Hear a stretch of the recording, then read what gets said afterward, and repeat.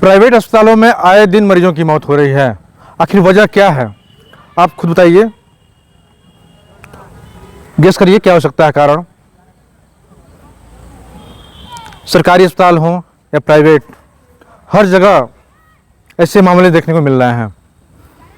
अभी एक दिन पहले की बात है कि एक एएनएम के वहाँ एक मरीज़ गई और उस मरीज़ की डिलीवरी होनी थी। हालत गंभीर देख एएनएम ने उसे हायर सेंटर यानी जिला अस्पताल रेफ़र कर दिया था। लेकिन किया क्या उसने, कहने के लिए उसने अस्पताल भेजा, लेकिन एक प्राइवेट एम्बुलेंस लगा दिया जो उसका जानने वाला था और वो एक निजी अस्पताल पर लेकर चला गया। वहाँ पे जैसा कि आरोप था कि अचानक उसका ऑपरेशन कर दिया गया और मरीज़ की हालत बिगड़ गई। वहाँ पहुँचने के बाद इन लोगों ने कलेक्ट्रेट में डीएम से शिकायत की। डीएम ने इस मामले को गंभीरता से लिया और उन्होंने मरीज़ को जिला अस्पताल में रेफ़र करा, वहाँ भर्ती करा दिया। लेकिन इस तरह के मामले हो क्यों रहे हैं?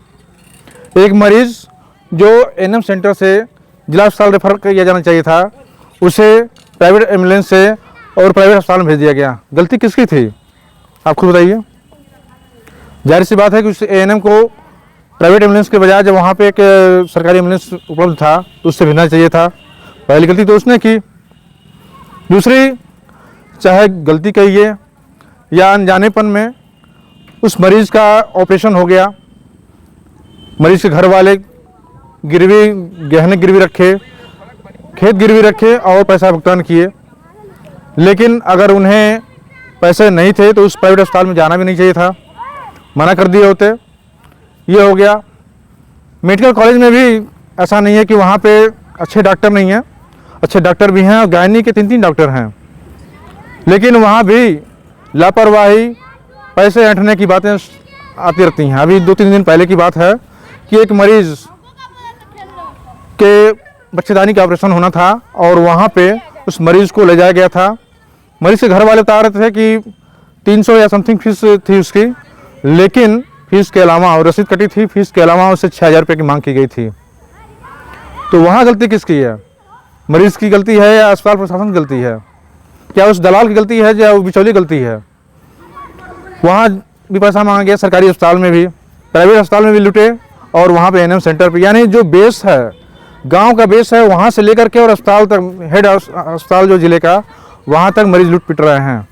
अगर शासन प्रशासन या स्वास्थ्य विभाग के जिम्मेदार इन चीज़ों को गहनता से देखें तो वास्तव में उन्हें इस चीज़ का पता चलेगा कि लूट के शिकार हो रहे जो मरीज और उनके घर वाले, उसके लिए जिम्मेदार कौन कौन लोग हैं। उन पे गहन जांच करा करके ढंग से और ऐसे लोगों को चिन्हित करके कार्रवाई करना चाहिए। नहीं तो ऐसे ही मरीज़ लुटते फिरते रहेंगे और जो है कि प्रशासन आँख खोले या बंद किए देखते रहेगा और कहीं कुछ नहीं होगा।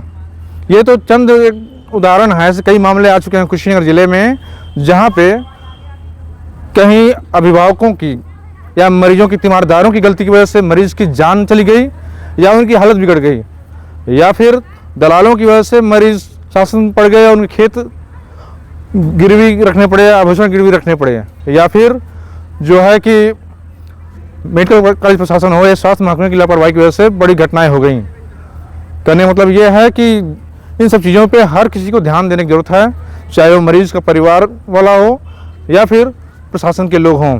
पूरी खबर आपकी क्या राय है, कमेंट बॉक्स में बताइएगा। वीडियो को शेयर करिएगा। धन्यवाद, नमस्कार।